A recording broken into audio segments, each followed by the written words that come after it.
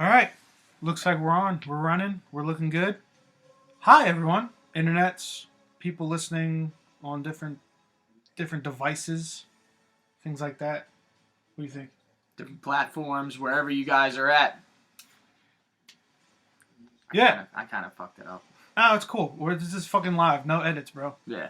Also, you can curse. Let's try to keep to a minimum. You know what I'm saying? I know. Yeah. All the crazy sponsors. Little professionalism. You know, here. all the sponsors we have, fucking Nike and like crazy fucking and the Eagles. The Eagles, you know what I'm saying? Yeah, the whole team sponsors us. They play the podcast in the stadium. It's pretty cool.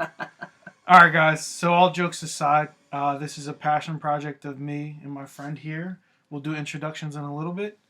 But first, let's start off. My name's Elias, a.k.a. Eli, a.k.a. eCarm32, a.k.a. Big E, a.k.a. Easy, a.k.a. fucking Poppy, who knows? I don't know. Ant, you want to hit it off? Yeah. My name's Ant, a.k.a. Pep, a.k.a. Pepper, a.k.a. That's all I got. I don't have as many. Swagmaster P. Swagmaster P. Yeah, we can go with that. That's a new one. Young AC. Young AC. Yeah, cool. See, I can't think on the fly like that when it comes to names. Cool like the AC. That's why I said that. That's pretty good. Yeah, so this is a podcast that we wanted to start for, God, who fucking knows? It's been a while. We've been talking about it for a long time. I want to say like close to a year, right? Yeah. Yeah, it's been fucking while. This is finally like the first stab at it.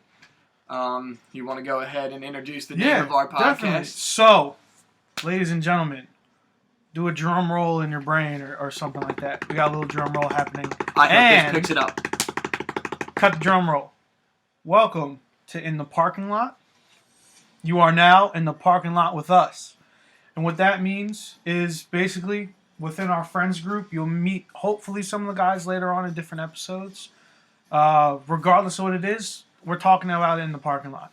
Movies in the parking lot. Comics in the parking lot. Marvel in the parking lot. Life in the parking lot. Crazy women in the parking lot. All types of things. I will text people and say, hey, let's meet in the parking lot at blah, blah, blah. And we will literally meet there. It's crazy because, and essentially, obviously, where we got the name from, like, anytime a Marvel movie comes out, anytime we go out, and like Eli said, in the parking lot, we go see a 2.5-hour movie, and then we're talking about it afterwards in the parking lot for another 2.5, 3 hours. Yeah, dude, it's like a sequel to the movie that's playing, but it's more or less just, it's like a director's cut with like producers talking over credits like, oh, well, in this part, when Iron Man does an uppercut, CGI took about 20 hours to make that happen. Of course, we don't know that for sure. Yeah, but no. Still, it comes down to, it's literally, we would leave after the employees would. Honestly, we would almost close out the parking lots. Happened movie multiple theaters. times. Yeah. We almost got arrested a couple times because it was just standing. Oh, you see a big group of big guys standing in a parking lot. Everybody just chilling, right? Everybody thinks that we're up to no good, but we're just really, talking about nerd stuff, man. Yes. Fucking coppers, dude. We're all good. All nerds. All, it's everyone's good hearts. Wholehearted. I don't think anyone has a criminal record. I could be wrong. Who knows? Who knows? I can't attest for that. Allegedly. No, that one thing allegedly happened, right? Yeah, allegedly. Yeah, so allegedly. Yeah. So basically, in the parking lot, the main discussion points will basically be, Marvel, comic book culture, things like that, movies. We'll touch on some DC when we see stuff. I haven't seen Aquaman yet. No, I haven't either. I've heard mixed reviews. I heard pretty good. I've heard okay. I've heard a little better than Batman vs Superman, but DCEU movie. Yeah, man. And you know what? Everybody could say what they want, but you have to form your own opinion. And once you get out there and see it, then you can make your own opinion and talk about it however you want to talk about it. And I said DCEU. I'm not sure where that came from, but it's DCCU. Oh, is it? DC Comics Cinematic Universe, right? That's basically what it would be. I thought it was DCEU, though. It sounds right? Yeah, I didn't make that shit up, huh? No, I didn't think so. It sounded good. Alright, guys, so basically, like I was saying, we're going to touch on a lot of pop culture stuff.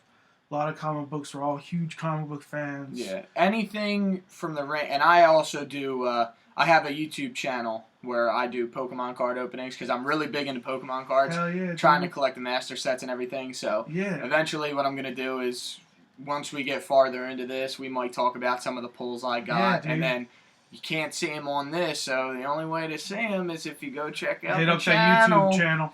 And I'll be talking, and now that we started this, I'll be integrating both of them, the videos and then the podcast, so try to spread it out a little bit. It's on the come up, dude. Yeah. I see the, you're getting a little more comfortable behind the camera. Yeah. You got your fancy blue gloves, opening up card packs. I'm very precise when it comes to my cards, because I never, listen, and Eli too, like, we grew up with these cards, man, like, the entire Pokemon phenomenon.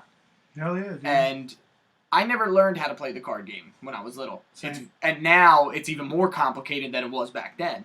So pretty much all I did was collect the cards. And I found my original set, and some of them are in great condition. And I just realized most of my holographic cards are first edition shadowless. Hell yeah. So it just made me want to start collecting again. So now I've been collecting. And then side note, we will get into details of cards and stuff as soon as we get this thing going and up.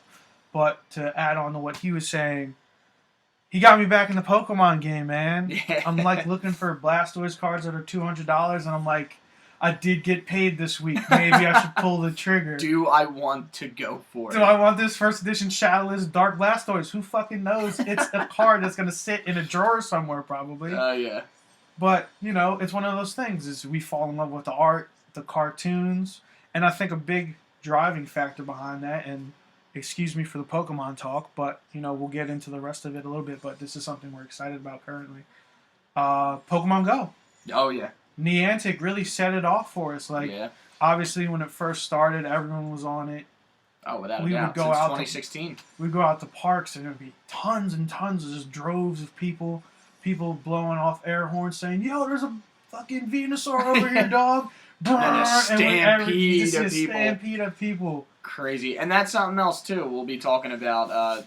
And I know we got, like Eli said, I know we got into the topic of Pokemon because once I get started, I just can't stop. You got to shut me up. But once community days come up for Pokemon Go, after that we could talk about it, see if anybody had any good finds or anything like that. So, like we said, it's a lot of it is we're gonna hit a huge range of topics essentially, and it's definitely gonna be fun. And I hope you guys strap down and get ready for the long haul because, like you said in the beginning, this is a passion project for the two of us, and we've been talking about this for a while.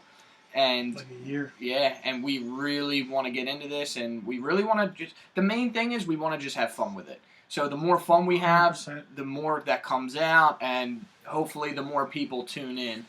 Yeah, and that's the big thing that I wanted from personally, and obviously I've talked about this with you, Eric, is I want it to come off as natural as possible. Like, you guys don't know, obviously, because, you don't know us yet. Hopefully you'll get to know us through this podcast, through Ant's card reveals, through things like that. But something we've talked about when it came to the podcast was just being organic. Yeah. And just, natural conversations. Like, the name itself, that describes everything. It's simple. In the parking lot. There's no edits in the parking lot. It's one takes. We're just going off. There might be a little bit of awkward silences. Who fucking knows? I'm sure I'm going to say a lot of ums, yes, and things like that. Oh, but, without a doubt. And that's, and honestly, this is the first time I'm ever doing a podcast, and I'm not I haven't been into podcasts as much as Eli, and I have a couple other friends that listen to podcasts daily. And I used to do podcast whore, man. Yeah. I'm subscribed to so many of them for no reason. Attaboy. Who needs like 8 wrestling podcasts?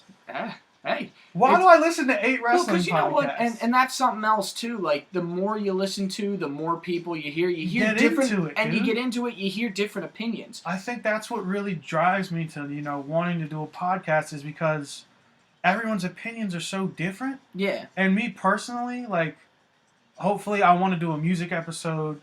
Ant might take a little bit of a backseat to that because a lot of us and the people you meet, we're a lot of hip hop heads. And yeah, and I'm a heavy rock guy. He's a heavy rock guy, but we could both appreciate the genres and beats and things like that, and how people meld words together and things like that. So that'll be a thing and stuff like that. But you were gonna say And something? yeah, not to cut you off, that's going to be something else too. Like, as of right now, me and Eli, we're co-hosts here. Doesn't mean we're going to agree on everything. Doesn't mean we have the same opinions on everything. But that's what I think is going to help us out because, and just like everything else, it's going to be us going back and forth off of each other. You bring up your opinion, I state mine, and then we just debate a little bit, and Yeah, and that's 100%. definitely going to be a fun part too because the more you get into it, the more you talk about it, and the more you see other sides to what you love. Hell Is yeah, awesome. dude. Ugh, excuse me. Unedited. I'm telling you guys. I'm gonna be burping. A fart might come out. Who fucking knows? I'm just gonna take a sip of some Pepsi. Please sponsor us. Little, very subtle hint right there. Very, very You know, subtle. I try. I'm kind of a master talking sometimes. Hey. I tell girls all the time, I'm just a little bit of smooth. But when that little bit of smooth pops out, I'm like a god. I'm hitting it out of the chilling, park. man. I'm sitting Dingers down. for days, baby. Dingers for dingers, bro. So yeah, guys, this is basically, you know, I don't want it to paint the. I know I said we're gonna touch on a lot of Marvel and a lot of MCU stuff and movies and things like that because that's something, that's a fabric that is the same across all of us.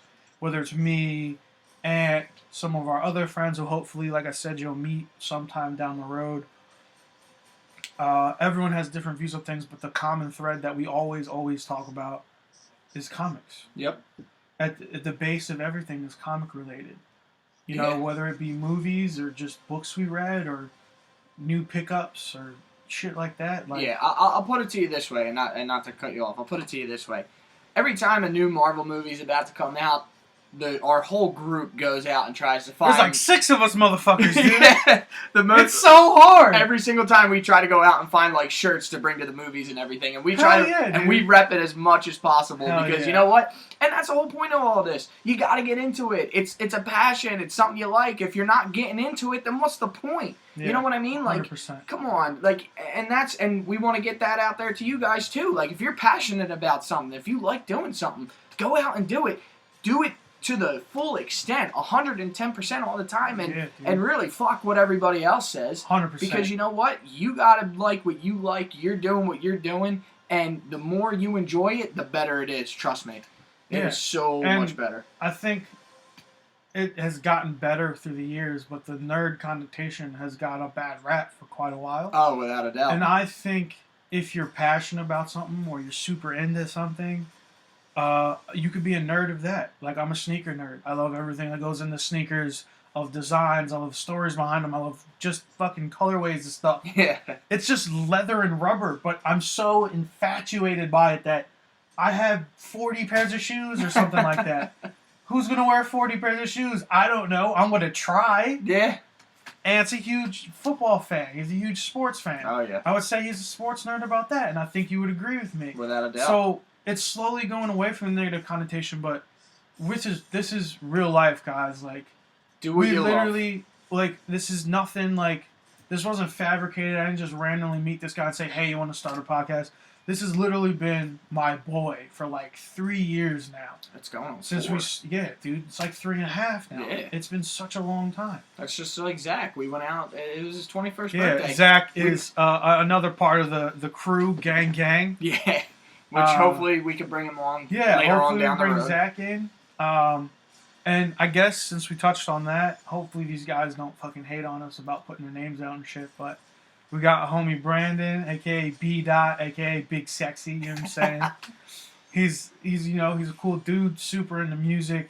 He's into sneakers. He's more DC than we are. He's more DC than I would argue. Yeah. But I think we're slowly turning him to the dark side, quote unquote. He hasn't been talking about too much DC stuff. Yeah, we're getting more into Marvel than I wish you guys could see us when he starts talking about MCU, because I'm just like Mr. Burns in the corner, just slowly. Yes, excellent. Yes, come to the dark side. Just watching everything unfold. Yeah, and fucking, we've only seen like one DC movie together, right? Batman vs Superman, BVS. We saw in the Killing Joke. We saw that one too. But that's nostalgia. That's another thing. That's another thing, guys. Is we're super nostalgia heavy. Like, yeah, I'm sure Ed could speak to this too. We have some Marvel shit running in the back right now. We just finished. That was 40 fucking minutes. That thing's been running for. Oh wow. We've been having all the trailers from 2008 to 2018. I'm just running it again. Playing in the background. Maybe you guys will hear it. Just Probably so not. I hope not. Yeah. Just so we could, and it's crazy. Like we even have this playing in the background, and then just watching the trailers. And it's not even the movies; it's the trailers of the Marvel movies that have come out since the MCU was created. You see what even the actors looked like that back then, and it's like, dude, oh my god, the change from the first Iron Man to Infinity War is unbelievable. Leagues better. Like right now, it's Iron Man 1, which arguably you'd say that started the MCU basically. Oh, without a doubt, yeah. I mean, outside of like the X-Men cartoons and stuff from when we were kids and stuff, but that was just the main movie cinematic Marvel's universe. A big multi-universe thing that you read comics at all and you know that there's multiverses to the fucking cows come home. There's so many of them, and that's something else too. Like there's so much to talk about, so much to talk about. Like even you could talk about one movie. So recently came out, Spider-Man Into the Spiderverse. Oh my god, it's so fucking good. But yes, it was really good. And you know what? It's so good. I went into it not with, I don't want to say with low expectations, but I didn't go into it with the expectations I've had with some of the Marvel movies. And not mainly because of the cartoon aspect. Yeah. Because sometimes... That's a hard pill to swallow sometimes. Because, I'm sure anyone can attest, some cartoons that are like reboots or just new cartoons, they fall flat. You know? And pretty much like what I was getting at was just that one movie had, 6 different versions? Yeah, well, let's list them off. Miles Morales, I'm looking at the pop right now, courtesy of Aunt Christmas gift, you know what I'm saying? So we got Miles Morales, we had Gwen Stacy, Spider-Ham. We had 2 Spider-Mans, 2 Peter Parkers. Spider-Ham. But I'm saying we had we had 2 Peter Parkers. So that's 5. Spider-Ham. Still 5. We had Spider-Man Noir. We had the anime one. Yeah. Penny Parker. Yes. So Penny that's Parker. like 7, right? If I'm doing that math right. Yeah. And then I think that was it.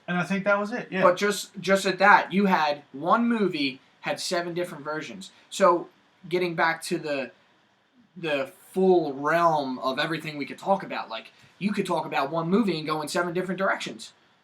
100%. You know what I mean? Like the amount of stuff to cover is just unbelievable, and that's what's going to be fun because we have so much, and that's just Marvel. Yeah. So we have so much to talk about there, and I'm very excited for this ride because it's definitely going to be cool and to look further into everything else that we already love now. Yeah, I think is going to be very fun. Strap in, ladies and gentlemen. But this is kind of like how episodes will go. Yeah. Hopefully something will come out around the time that we release it, and we'll talk about it. So let's talk about Into the Spiderverse a little bit. Okay. Initial thoughts. You weren't sold on it, right? Yeah, like I said, and if you haven't seen it yet, like even the cartoon, like the animated feature, is almost like the comic book printing. Yeah. Like it's that dot print. Dude, the first scene in the movie is the fucking brought to you by the comics code ethic community or whatever it's called. Yeah, so going into it and just seeing the trailer, like the trailer looked good, but me, I just wasn't 100% sold on it. I was excited to see it because it's the first time we're seeing Miles Morales in a movie. Yeah, man. Without it being name dropped. Latino kid that comes from Brooklyn. Yeah. How real can it get, Exactly. He's a kid in Brooklyn. And even though, obviously, we're reporting live from New Jersey, hopefully it won't stay like that the whole time. Yeah. We're both trying to get out eventually, whether it be work or just trying to see different things. But just the fact that it's this kid from this neighborhood who's, I would argue, blessed with this opportunity to become such a figurehead in that community, Right. And we're probably going to touch on spoilers, so I apologize if you guys haven't seen it yet. Yeah. Well, we already did by naming everybody who's in it. Yeah, well, all of them are in the trailer. Except for Penny. And you know what? Peter Parker. The second one, the trailer, It They only kept had him the one. to the one hair color. Yes. The second Peter Parker from the other universe. Yes, it didn't have. So, alright, spoiler alert. It's a little. What? We're 20 minutes in. We already ruined a movie for someone, possibly. Probably, but I mean, it's been out for a while, so the real fans would have already get on seen it. Get on it, people. It's and that's ridiculous. coming at anybody who's listening. But like I said, going into it, and that's something else. It's a new. I want to almost say new realm because I know they've touched on Avengers where you have every character so far into it. Yeah. But this movie, you're introducing, besides Peter Parker and really Spider-Gwen. I know Gwen Stacy was in one of the movies, but she wasn't Spider-Gwen. Right. You're introducing essentially 7 new characters. Essentially, And Miles Morales. Or like I said, besides the Peter Parkers, but Yeah. it's all new characters into Miles a movie. Morales was within like maybe a couple years. Yeah, it had to be like maybe a couple years old. That IP. Yeah, I think like 14 or 15 maybe it came out. Was introduced. We got phones, but we just don't fucking use them. You know what I'm saying? Yeah. Well, because it sounds better when we just say, yeah, I think it's that, because it's like, yeah, we actually know what we're talking about. But, hey. But, okay. Could be wrong, could be right. But, you touched on intros. How fucking dope were the intros in the movie? Yeah. Dude, every superhero movie ever, and we fucking love the MCU, guys. Literally, we fucking love it. We plan trips around it and shit like that. But every time they introduce a character, how much fucking backstory do they hit? It's like close to fucking 30 minutes of backstory. No one fucking needs that. Into the Spiderverse? Yeah. 2 minutes. Hey, I'm Peter Parker. I got bit by a spider. My uncle died. Blah, blah, blah. Things like that. Just quick. And again, spoiler, every single Spider-Man was probably was introed like that. Was 2 minutes. And it was crazy because, and at the point, at the very end, Miles Morales gets his. He gets his intro. And you know what? It was a great way to wrap it all up. Yeah. And he did it with, like, even the voice actor. Yeah. Just with confidence and everything like that. It was a great way to end it. I want to say his name was Shameik Moore. I'm going to look up this on IMDb. And just to clarify, Miles Morales' first appearance was in 2011. Oh, okay. In Ultimate Fallout number 4. He's quote-unquote been around for a little bit, but as far as cinematically... movie-wise and everything, he's been referred to cinematically. Yes. If you watched Spider-Man... Homecoming. Donald Glover character who was... Everyone was bowing, like, yo, he's got to be Miles Morales. He's got to be Miles. He's got to be Miles. But he was actually his uncle. And speaking of his uncle... Into the Spiderverse... It touched on that. And his uncle was... His uncle was the Spoiler. You should fucking watch it already if you haven't. But his uncle is the Prowler. So maybe that is a way they can go into the actual MCU. I would say so. They bring the Prowler into it, and I think that would be pretty cool. It would definitely be a new villain, because you really gotta... Unfortunately, it doesn't look like we're getting Venom in the MCU. Yeah. But... you can't take all the Spider-Man villains away from it. Yeah, I'm actually excited we're getting to see Mysterio in the next Spider-Man. Yeah, I think that's Jake Gyllenhaal. Yeah, Jake Gyllenhaal. I think that'll and the best part about it, it's never been done. Mysterio has never been in any of the movies. Not a once. So it's going to be cool to see their take on it. As far as cinematics and it's new IP. Yeah. Like, it's old IP, but it's being introduced in a new way. Yes. And exactly. If anyone got confused about us talking about Spider-Man Homecoming and things like that, so Donald Glover's character was named Aaron Davis. Yes. Which is Miles Morales' uncle, which ties it into the Prowler thing. And also, let's touch on the Prowler thing. In the movie, he was one of the villains, quote-unquote, but who was the main villain? The Kingpin. Fucking Kingpin. Yeah. When's the last time they did that in a Spider-Man movie? Actually, you know what?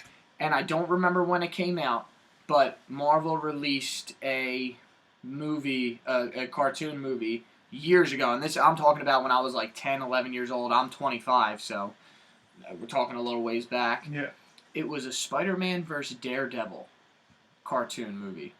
Well, I mean... And the Kingpin was the main villain, because the Kingpin... is a villain in both Spider-Man and Daredevil, obviously. Right. You see him in both in both realms. Yeah. So Kingpin, and Kingpin was also in the Daredevil Netflix show. Yeah, but he wasn't. What I'm saying is he wasn't a Spider-Man villain. I see what you're saying. Cinematics is concerned, right? Because let's try to do a list. Vulture, Electro, fucking Green Goblin. I think Hobgoblin was one. Yeah, Sandman. Rhino for a very brief second, and we're talking about all the Spider-Man. So Tobey Maguire, all the Andrew way up Garfield to Tom Holland, and Shameik Moore. I believe. Shameik Moore. Let me double check. I don't want to give my man the wrong credit, so I'm gonna shout out IMDb, sponsor this podcast. That would be dope. Send us out to some premieres, man. That would be super sick.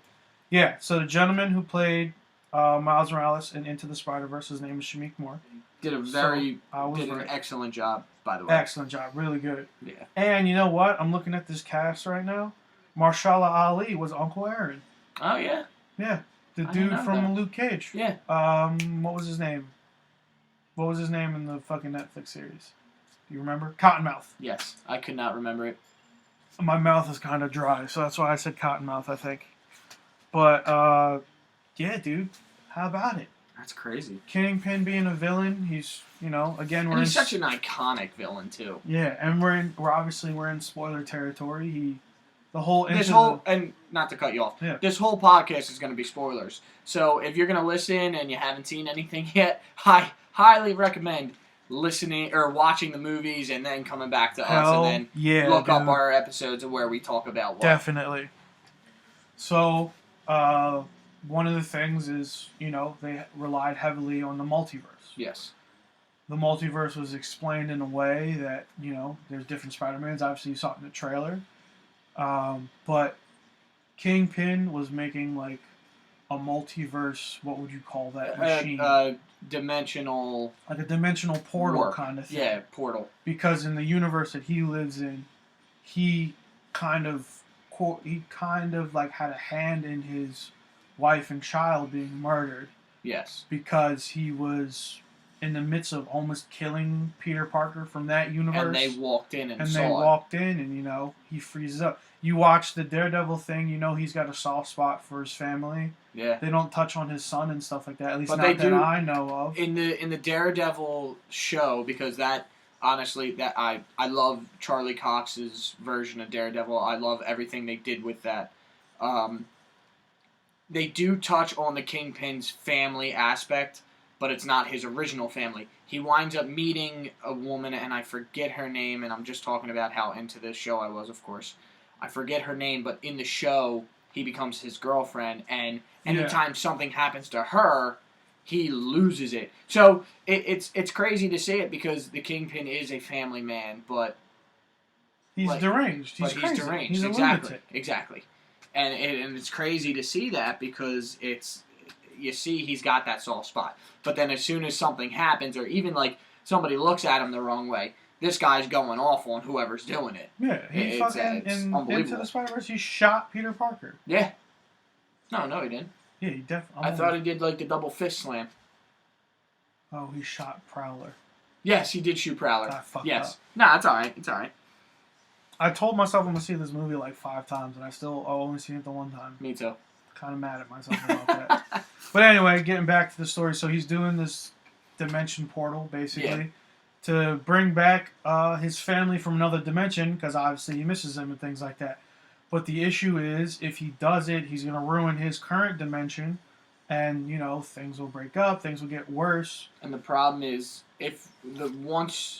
the problem that most of the characters were having in the movie that switched dimensions, they weren't lasting long. Yeah. You can't stay in another dimension for too long, otherwise, I don't know what the term they called it is, but it's almost like you evaporate and just disappear almost. So, for a description of it, think, you guys better have fucking seen Infinity War. If you haven't, you should go out and see it. But think Thanos snap, how they all kind of faded away, but relate that to static in a way and put it on a cartoon. And interdimensional travel. Yeah. So, like, for instance, Peter Parker from the other dimension that got brought into Miles' dimension. Yeah. He was trying to swing at one point. He glitched out. Glitched. That's the perfect word. They were glitched. That's basically what it was. Is they glitched out. He glitched out. He fell. He hurt himself. Yeah.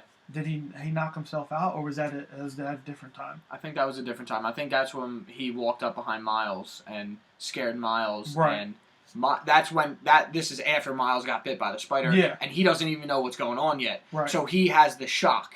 Yeah. The electric touch, pretty much. And he hit him, and it shot him back. That's what knocked him out. Because then he hit a tombstone. That's right. And that's what because I guess the other Peter Parker figured out that this Peter Parker in this universe passed. Yeah. And things like that. Yeah. How crazy it was, and to go to how crazy and deranged Kingpin. He had fucking Mary Jane doing a fucking talk about the funeral. Yeah. How fucking crazy is that? And he's standing there and knowing damn well that he killed him, and he brought his fucking widower into the shit. How fucking nuts is that? But and again, it's also like as bad as it's gonna sound, it's almost ingenious because that totally takes away anybody looking at him as the main suspect. Because it's like, oh, I killed this dude. Why would I bring his wife into this situation? Exactly. But then again, that's where the deranged lunatic comes in. So we moved past it, but one of the things I want to talk about, being kind of the hip hop head I am, how about that fucking soundtrack, dude? Oh yeah, that was pretty so cool. Perfect. It was almost it was pretty much on the same level as the I want to kind of compare it to Black Panther. It was dope. It was pretty cool. Like just the level of forever it. Yeah. Kind of shit. Yeah. I have a Black Panther. No one can see it because we're never ever gonna fucking record this shit. I mean, maybe in the future, but I feel like that'll take away from the allure of it. Yeah, probably. I have a Black Panther t-shirt. Yes. Yeah, just as a frame of reference. You're welcome. Yeah, you're welcome. You can't see my dope ass shirt. Anyway, yeah, dude, this fucking soundtrack was so. And I've listened to a couple of other podcasts. I'm not gonna name them yet. Yeah.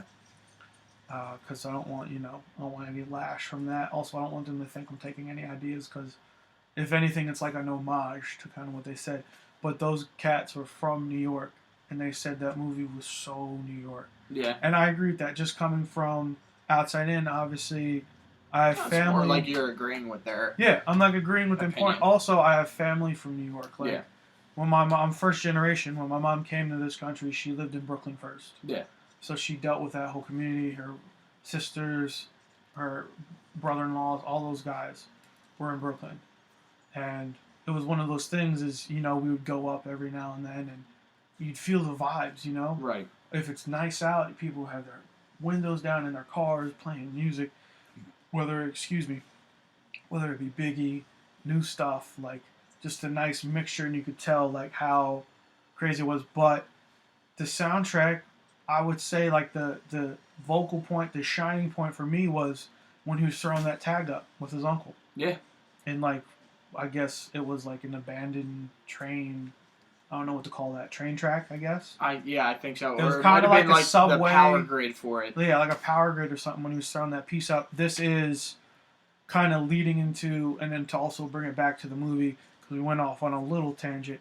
This is during that mechanical spider. What do they call it? They had a certain name for the spider. I forget the name. It was like spider. It was like spider. Some number letter thing, I think. Yeah, like 44. Don't kill us, please. Yeah. We like the movie. I'm gonna probably pay to see it again at some point. Yes. Even though I just said I haven't seen it again yet.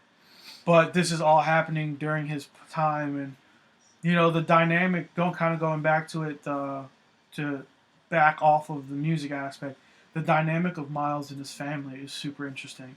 Oh yeah, because his father is police officer in New York. Police officer. He's a black police officer. His mom is a Latina nurse. Yeah, she's a Latina nurse. And his dad, and ironically, I thought it was pretty cool too. His dad, I guess you could say, either hates Spider-Man or isn't fully on board with Spider-Man. Yeah. So the fact that his son gets the powers what Spider-Man has, and then he actually then becomes Spider-Man, is also an interesting twist to the storyline. And one of the struggles that Miles Morales has to go through being the new Spider-Man. Yeah. Like, he has a cop father that always isn't the talked hugest fan of Spider-Man. exactly. So it's like now I'm gonna become the new one, and how do I deal with that? I don't know if my dad's gonna like me. Right. Because eventually down the road, like they might have to cross paths, and they do in the movie. And they do in the movie, yeah. And he kind of comes around to it, but you never know. Like the more he fights villains, the more catastrophe happens in the city, the more he might go back to those original thoughts. And then again, he's facing the problems of, well, that's my dad. I'm not gonna. What am I gonna fight my dad? Right, you know? exactly. And I'm gonna backtrack it a little bit, but this is real conversation, guys. Like, we don't stick to the storyline of a movie that we watch. We talk about aspects of it that we liked. Yes. And if Ant says an aspect he likes that might remind me of something that I liked, or I might elaborate on his point. Well, backtracking a little bit as far as his black cop dad, his Latina nurse mom. His mom was speaking Spanish to him. Yeah. How fucking nuts is that? Yeah. Like, it really drives home the fact that, like, this isn't, basic. It's not a basic family. Yeah. And on top of that, I was listening to something. I'm a huge, like I said, podcast nerd. Fucking, I listen to everything, like 22 of them or some shit. I think it was, I want to say, Kevin Smith and Mark Bernardin, which do Fat Man Beyond, aka Fat Man on Batman. They did a review of the movie recently when they talked about it. I don't think the cop is actually his father. You don't think? Because they don't have the same last name. Think about that. I'll pull it up on IMDb. Really? I don't think they have the same last name. So I think it's kind of driving home the aspect of this isn't your one-stroke family that's just painted this way. Like, here, I'm looking at IMDb right now. So, let's see, am I reading this right? I think his dad's last name is Davis. Oh, that would make sense with the uncle. Yeah, and Miles' name is Morales. Yeah. So, in my mind, I'm thinking that the dad is like stepdad role. Yeah. But anyone can attest, I have friends whose dads left their life not like passing away, but who exited their life as far as they had other plans or things like that. But this is so real in that aspect, that the fact that just the little minute detail, that the fact that it's kind of in the lore of homeboy might not be Miles Morales' dad. Yeah. Like, this is a thing that actually happened. Because, like I said, his last name is Morales. His mom's last name is Morales. But Pop's Duke's last name is Davis. Yeah. And so is the uncle. Because the uncle and the dad are brothers. That's the relationship. That's generally what uncles mean, man. No, I'm just saying, it could have been his mom's brother. Dude, I'm fucking with you. But yeah, just that aspect of it. Yeah. And then you think about that, and they're making it work. They're making it happen. They're in Brooklyn, it looked to be maybe upper middle class family, because he did go to a private school. Go to that boarding school. He got accepted into it. He got accepted to the boarding school. Yeah, because he passed the test to get into it. His arguably maybe stepdad. Obviously, I didn't write the movie. Yeah. I don't know if it was written that way, but his arguably stepdad wanted him to go there instead of the public school. Remember, almost the first couple lines in that movie was, "How come I can't go to Brooklyn Public or whatever it's called?" You know what I mean? Right. So that's super cool. And then outside of that, Miles Morales links with his uncle a lot more than I would argue with his stepdad. Yeah.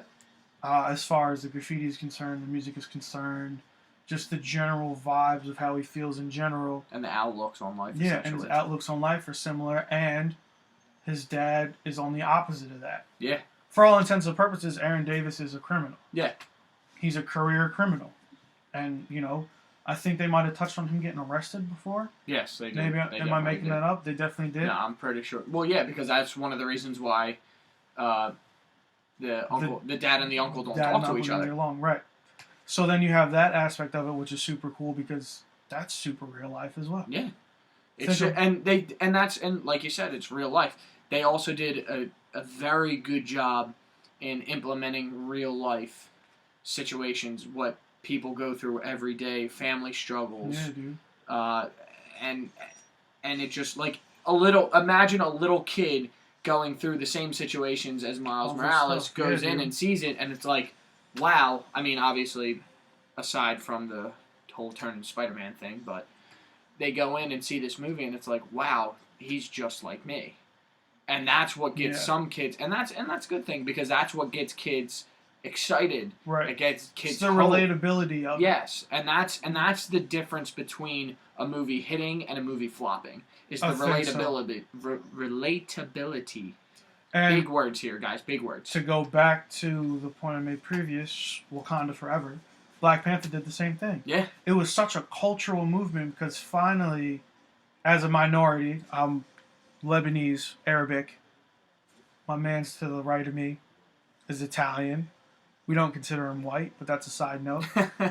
But as generally speaking, as a minority, we don't get too much representation as far as movies, all the things we like. Movies, comics, all of that stuff. Right. There's not too much representation. Think about every superhero you ever read. White dude.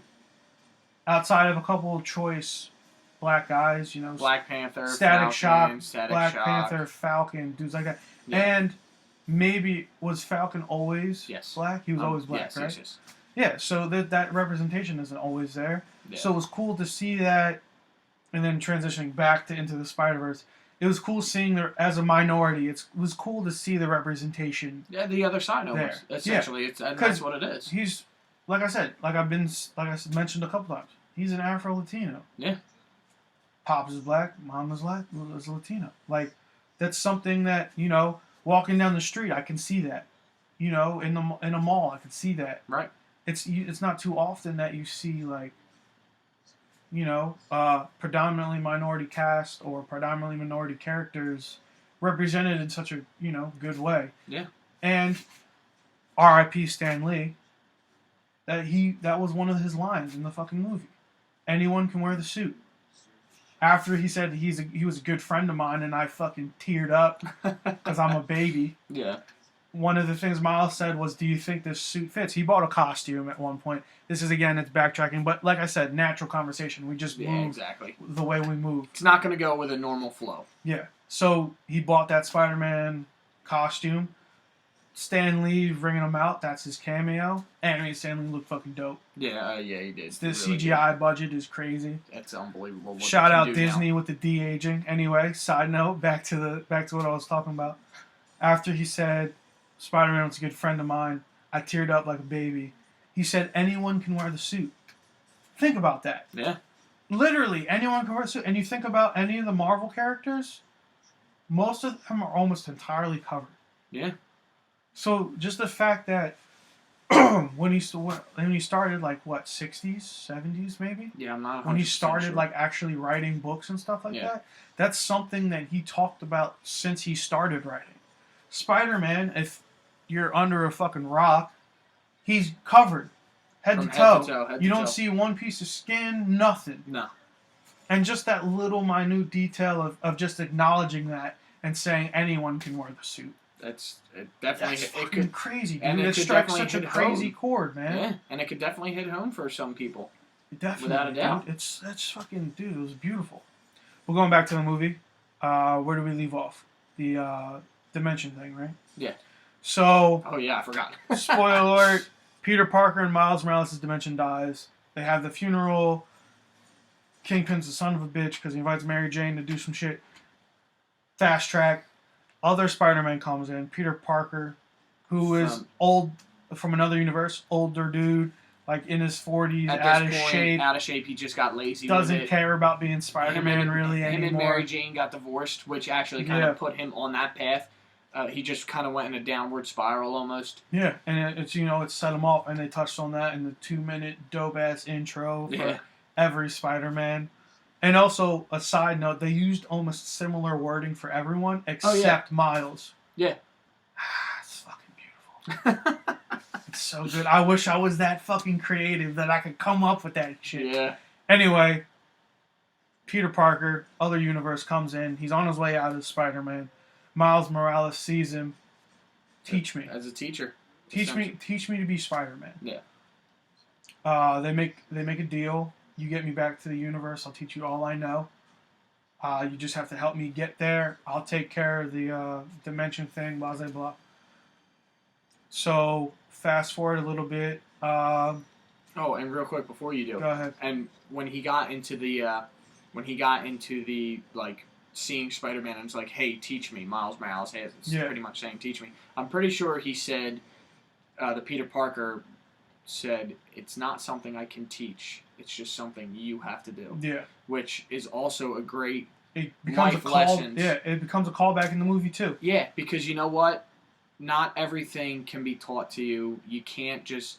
And not saying this is the way they went at it. I'm just saying... Obviously, we weren't in that writing room, but this is all... But this is all hypotheticals. Hypotheticals, yeah. It's not everything can be taught to you. Not everything can... I don't want to... I'm not trying to make it sound bad, but like handed to you. Sometimes you have to go out and do it yourself. Yeah. You're always going to fail. It's a fact of life. Yeah. Not that it's a bad thing. The bad thing is how you react to it. You either get back up and try again, or you turn away and walk away. It kind of goes back to that adage, and I don't know if this is an actual Sylvester Stallone quote, but when he was Rocky, it doesn't matter how hard you hit, it matters how hard you get hit and get back up. Yeah, exactly. So that's super crazy. So fast forward a little bit, they were back to where the dimension thing was at. Yeah. Trying to shut it all. Or no, Miles broke the chip that the original Peter Parker gave him to shut it down. So they're in the process of getting a new chip. Also, meanwhile, there's a little bit of when he's in class. Miles is not old Peter Parker. I hope he's not in class anymore. No. Who knows? But there's a little piece when I wish I knew her name off top. Trying to remember her name. Oh, okay. So her name is literally Doc Ock. Yeah. Dr. O. Yeah. I didn't put that shit together till she came out with the fucking claws. This is, again, fast forwarding and coming back. They have a female version of Doc Ock in the movie. By, her name is Catherine Hahn. From what type of fame? Okay. I've heard of none of these. Oh, Bad Moms I've kind of heard of. She's a recognizable voice. I feel like I've heard her in a couple things. I could be wrong, could be right. Who fucking knows? Also, Chris Pine was the original Peter Parker. Do you know that? The first one? The first one that died. Blonde? The one that died. I didn't know that. Chris Pine. Yeah. Oh wow. Talk about fucking nuts. Anyway, again, this is real conversation, guys. I'm trying to drive this point home. We don't stick to a script. We just go. You know what I mean? But coming back to the movie, finally, there's a little scene when he's in class. He's not really paying attention, falling asleep and stuff. But he walks into class late, arguably, right? Yeah. And they're playing a video from Dr. O, I think is what they call it. Oh, yeah, she's a professor. Initially. Yeah. Or no. The video is her talking about what they're doing. That's right. Yeah. So they just dropped a little Dr. O shit, you know. Here, hold this tid. Put this in your pocket. Yeah. Remember it's there. Foreshadowing. Yeah, remember it's there till we come to it. Yeah. Anyway, at that point, we come to find out he later meets Gwen Stacy. Yes. What was the name she gave him initially? I don't remember either. But anyway, she's not going by Gwen Stacy. She's going by in the beginning. She's going by a different name. Yeah. Miles Morales' hands that was a great bit when his hands are fucking sticky. And they Stop sticking! Yeah. It was a great fucking bit. Yeah, that was good. But you know, they have an interaction or whatever. Gwen Stacy wasn't introduced yet as her, but that's when he meets her. But going back to the Dr. O thing, Peter Parker from the other multiverse that came into Miles's basically was like, okay, hey, I know where to find this, and I wish I remember the laboratory's name off top, but I don't. Do you remember? What laboratory? The one they work at. Oscorp. Is it Oscorp? I'm pretty sure it was. I don't think it was Oscorp. Because they did bring Norman Osborn into it. Was it a different name? Was it Oscorp? But he was on the phone. She was talking to Norman Osborn. Yeah. All right. Well, whatever. They go to the fucking laboratory or whatever. Yeah. And they go to the one that Dr. O works at.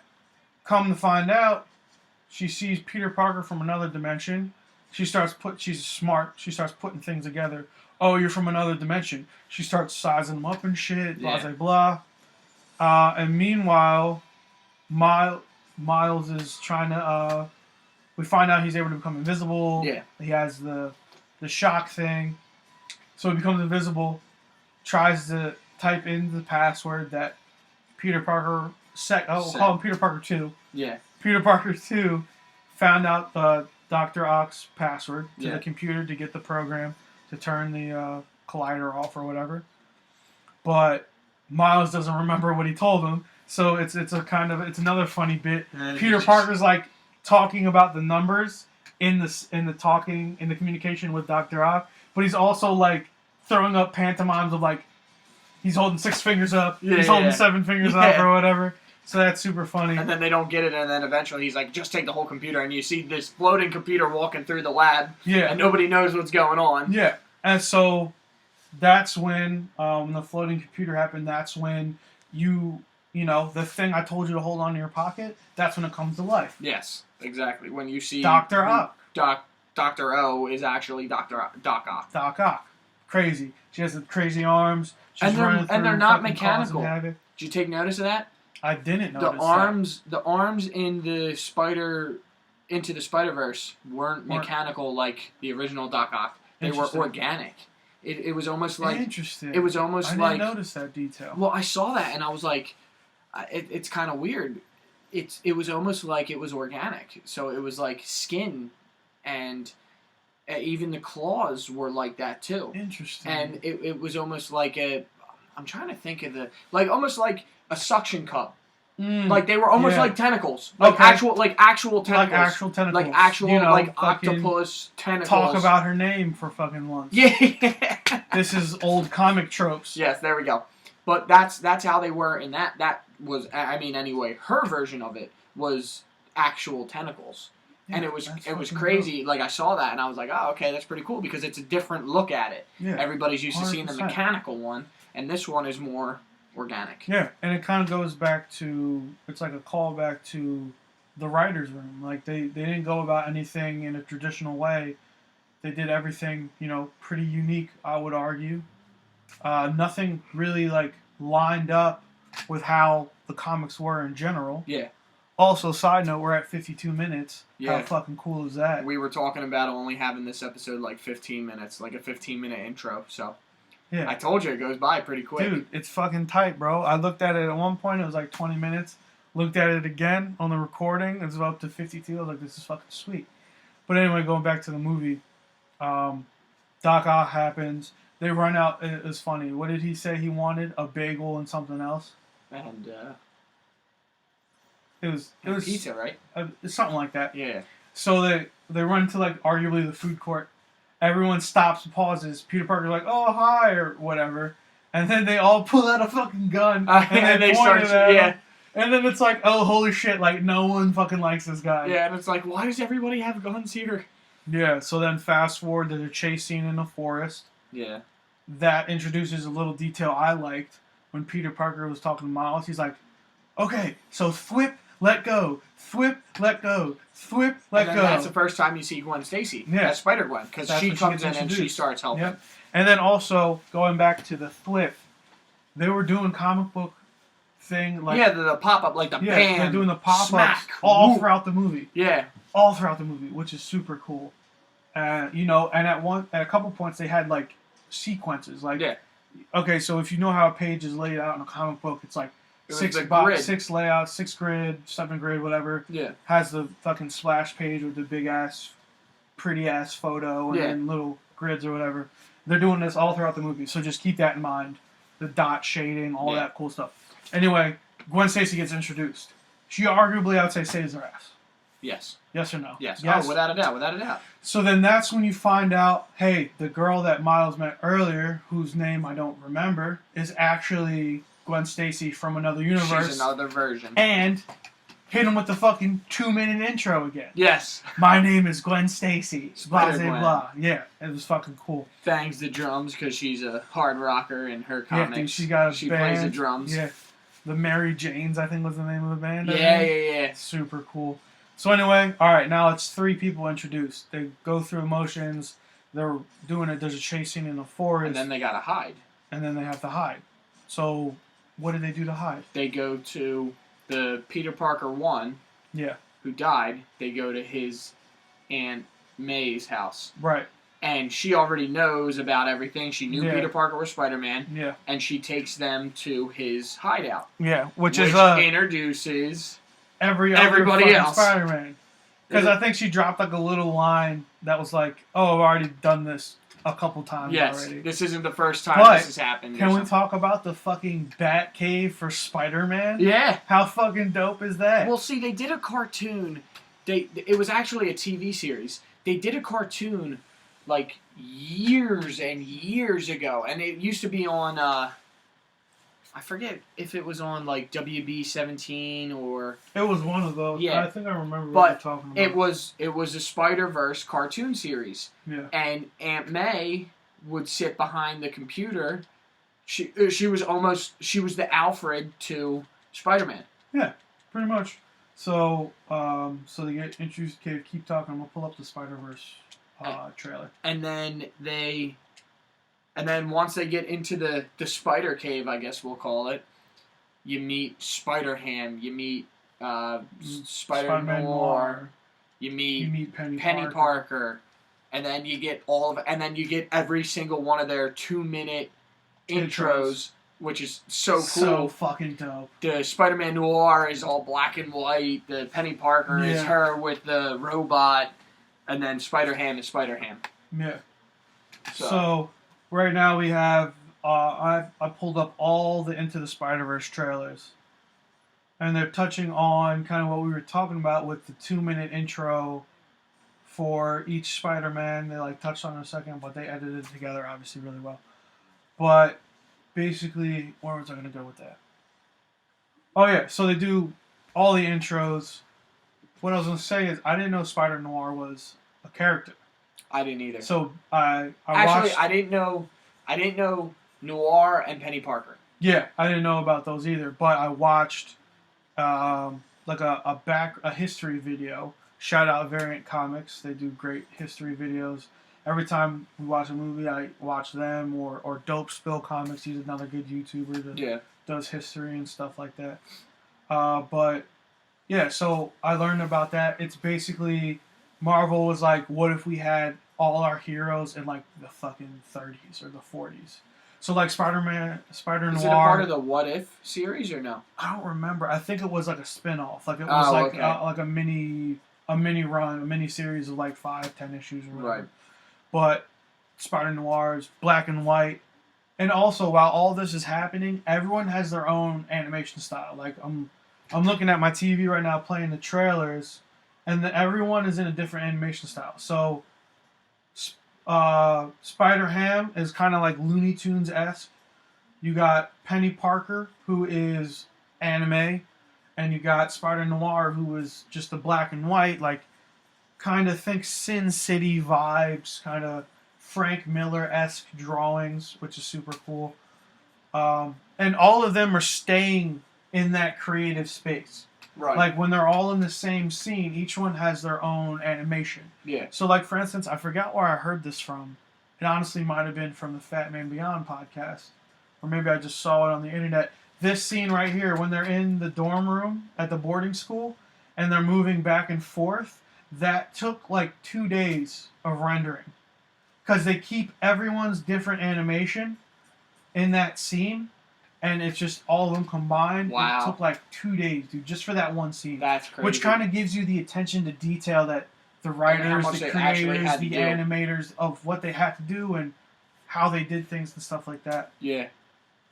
Also, we kind of touched on this a little bit. The art style is fucking beautiful. Oh, yeah. It's so visually appealing to me because I draw a little bit. Obviously, we're all in the comic book, so it's cool seeing that on a motion picture stage. And I think you said it after we saw the movie.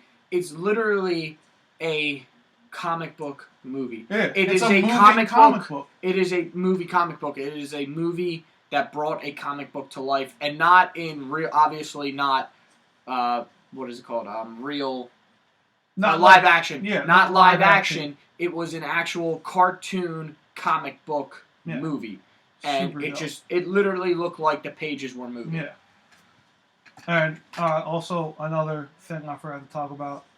At one point, he's thinking of stuff to his head, and if you're familiar with Deadpool comics, you know he has like the two other brains in him. So when each of them talk in the comics, each one gets an own colored box. Yes. So one will get like a red one will get a black one, or one will get a blue one, and another one get a yellow one, or whatever. While Miles Morales is talking to himself in the movie, it's like popping up randomly, like because he's talking to himself. So it's really driving home the fact that this is a moving comic book. Yes. It's literally, think of pages, put movement in them. That's what the movie you get. So that's super cool. Going back to the movie, all the spiders meet. Into the Spiderverse. Holy shit, big. And honestly, you don't really, it's something that was overlooked. There's actually almost a Sinister Six in this movie, too. Yeah, so... When all the villains come to Aunt May's house. Yeah. And it's not the exact Sinister Six. What was Homeboy's name that we couldn't remember his name of? Scorpion? No. It was Scorpion, it was Prowler, it was the dude that was like Stone. Oh, yeah, like we the forgot his Stonehenge name, guy. Though, but I forget... Fuck, dude. Tombstone. That's his name. Yes. Which and is you cool. also had Kingpin, but like you obviously didn't have the full. Like you didn't have Sandman, you didn't have Mysterio, you didn't have right. But it was like Kraven the Hunter. Yeah, it was kind of like let me give you this little appetizer. Boom. This is kind of what we're thinking. Which kind of this movie did fucking great. So I got to imagine it's getting a fucking sequel of some sort. Oh yeah, well I think there was something. Fast forward. Oh, what was it? Post-credit. The post-credit scene was they introduced. Huge spoiler. Oh, that's right. Immense spoiler. That's right. I totally forgot. Blows my mind. They introduced Spider-Man 2099. Yeah, Spider-Man 2099. Crap. Blew my mind. And then at the end, it was the meme. The Spider-Man meme with the two Spider-Men pointing at each other. The meme is funny because I didn't realize this, and maybe I'm just out of the loop, but fucking. That was in the cartoon. Yes. At one point, there was an imposter Spider-Man, and the real Spider-Man, they met in the cartoon, and they pointed at each other. But this time, they put it with the Spider-Man 2099. How fucking dope is that? So that tells you there's got to be another one. Yeah, and then also, this is another movie, but Venom, that was their post-credit scene, was a scene from that movie. Yeah, it was from Miles. Because I guess what they're going to do is they're in the same universe, and I guess actually it opens the door to being able to cross. Right. So that's probably how Venom's going to be able to get into that. Right. And then for all intents and purposes, if someone's been under a rock or just doesn't really pay attention, Disney pretty much owns Fox's properties now. Yeah, but Spider-Man isn't Fox. Right, but you know what I'm saying? Like they pretty much own all of that. So expect to just talking about Marvel movies in general, like we will every single apparently time. The deals, they might start introducing them. The deal's finalizing pretty soon, and what they're going to do is they said they're going right at the X-Men. They're going right at the X-Men and Fantastic Four. I needed him alive. We need the first family in the MCU. 100%, dude. And then the X-Men. Dude, because the Inhumans failed. Oh, shit, that's right. So at least, and that was the whole point of the Inhumans movie. They were going to do the Inhumans because they couldn't get the X-Men. Because they didn't have X-Men, right. But now that they have Fox, they really don't have to do the Inhumans. Because why are you going to have Inhumans and X-Men? Right. They're kind of like the same thing, just different names. Right. So, going back to the movie, they meet. The big fight happens. Doc Ock comes. Tombstone is there. Scorpion is there. Prowler is there. I think was it Vulture or was it more the Gargoyle? It was. I'm trying to remember. I think it was I think it was like the gargoyle type. Yeah. Oh, also we didn't touch on this. Green Goblin's like this giant monster. Oh yeah. Yeah, I think that's related to the new comics. This is a dude talking about the trailer. I think. I forget the name of this YouTube channel. I'd shout it out again, but. All right, so fight happens. Miles ends up getting pinned one-on-one with Prowler. Yes. Miles doesn't know currently that it's his uncle. Or, we didn't touch on this, when he goes back to his house. He realizes he puts it together, but he wasn't sure. Yeah. And then they get pinned one-on-one. They fight. To the thing. I think Miles says something along the lines of like Uncle Aaron or something like Yeah. that. And then Prowler freaks out. Does he take his mask off? Prowler does, yeah. That's Prowler how he does, sees right? it. Yeah. So Prowler takes his mask off. Kingpin, crazy asshole, ends up fucking shooting him. Yeah, because he's got it, and I think he realizes that Spider-Man, Miles Morales That they're is the related Spider-Man, in some sort, and yeah. he didn't want to actually kill him. So then Kingpin saw the moment of weakness and just shot him. So continue from there. What happened next? It was. And then he goes back to his dad's house. He goes back to his dad's house because he just saw his uncle die. Right. So he goes back to his dad's house. His dad finds out after a little bit. Ends up going to the boarding school to talk to Miles. Door is closed though, so he doesn't know if he's there or not. Miles was there, right? He was in costume. Yes. In the room, but he just didn't say anything to the door. So moving from there, they kind of come to the realization that Miles isn't ready to be Spider-Man. Right. Like the whole group of Spider-Man. The whole group, yeah. Sorry, I misspoke. The whole group of Spider people realized Miles doesn't seem to be ready to take that mantle on and become this universe. Because he's still a kid, too. Yeah, he's still a kid. He doesn't know how to activate everything.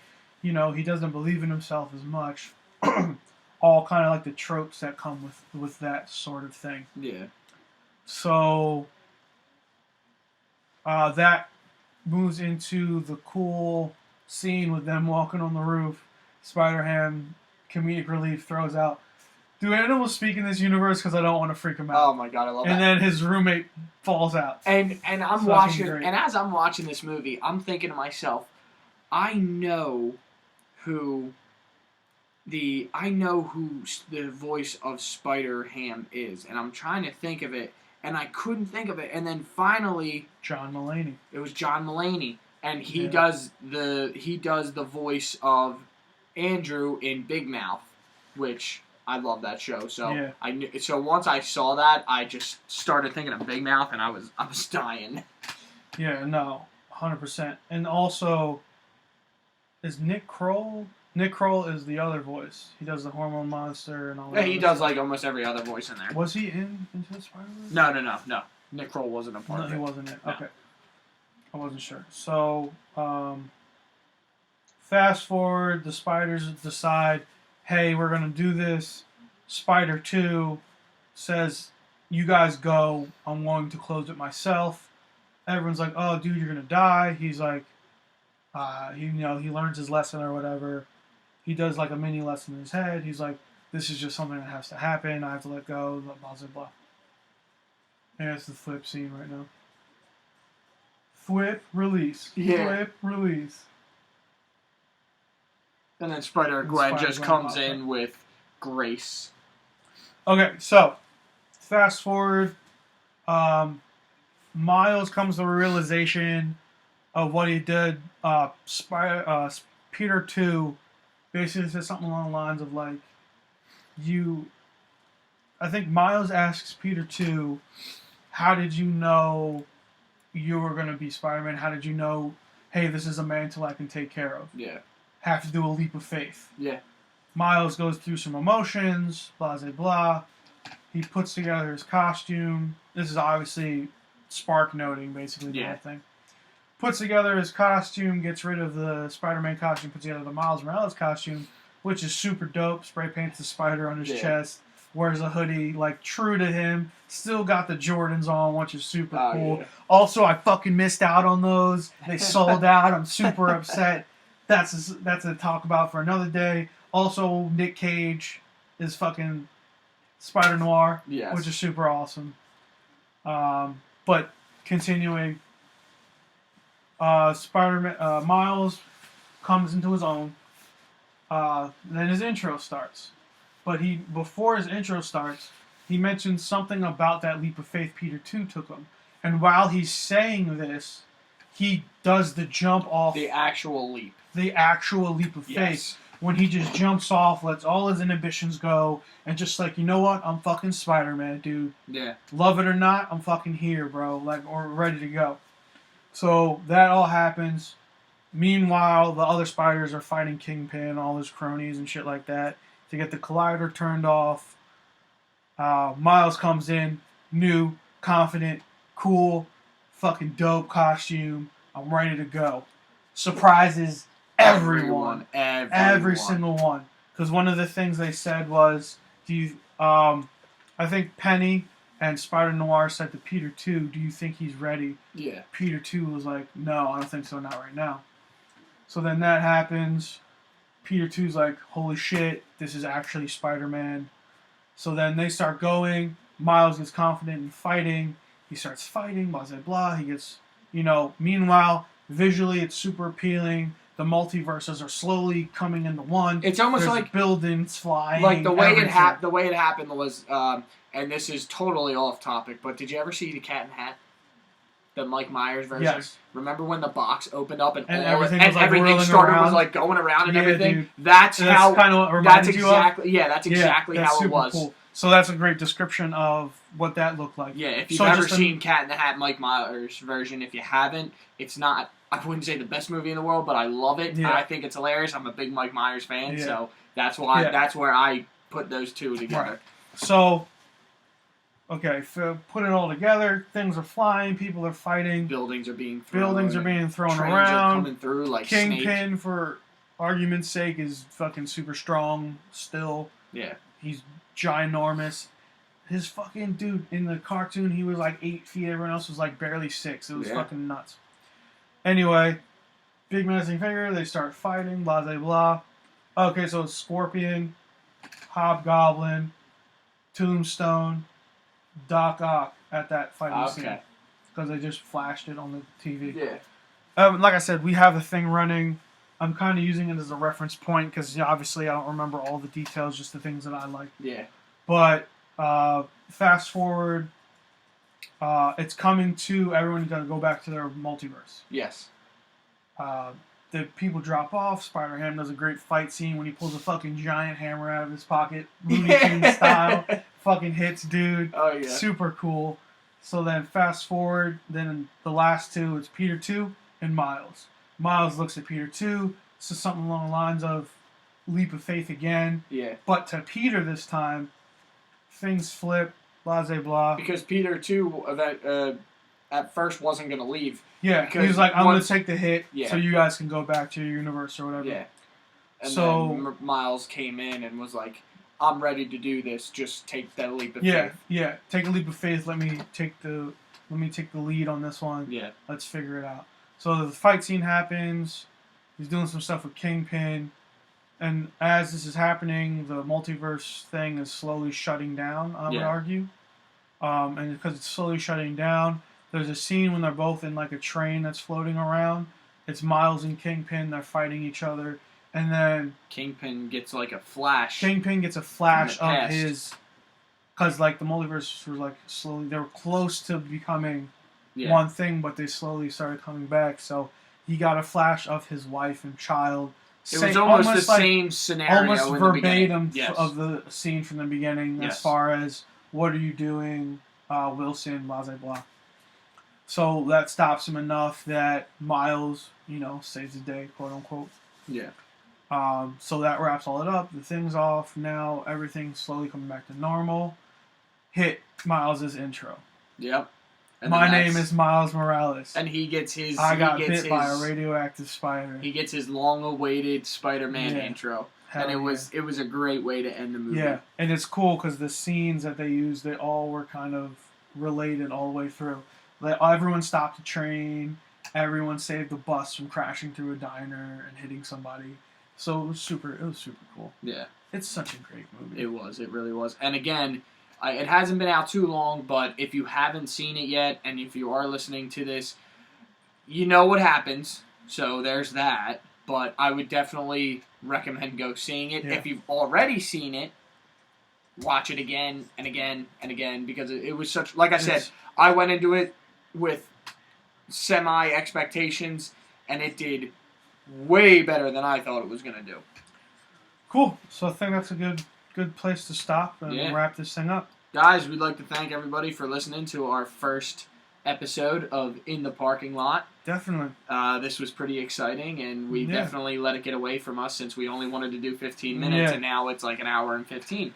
But it was fun, and we Yeah. definitely look forward to having more discussions on this channel, and we're really Alright. excited. Let me hit this intro real quick. Again, my name is Elias, aka Eli. All of my socials, Twitter, I barely use, but you can follow me if you want. Instagram, eKaram32. That's EKARAM as in Mary 32 on Instagram and Twitter. Ant, you want to take it away? Give them your socials Yeah, where to find you. it's Ant here, aka Pep. Instagram Pepper31. Twitter I think is Pepper Calabrese. Not spelling it; it's too long. Plug the YouTube channel. And my YouTube channel is Pepper31, and that's where I do all of my pokey. I call them my Pep's Pokey reveals. So go check out Pepper31 YouTube channel, and if you're really into Pokemon, I definitely go into all the cards and everything there. So Definitely. all right, guys. All right, cool. So, again, thank you. Definitely check out my man's YouTube channel. And thank you for joining us in the parking lot. We will see you next time. Have a good one.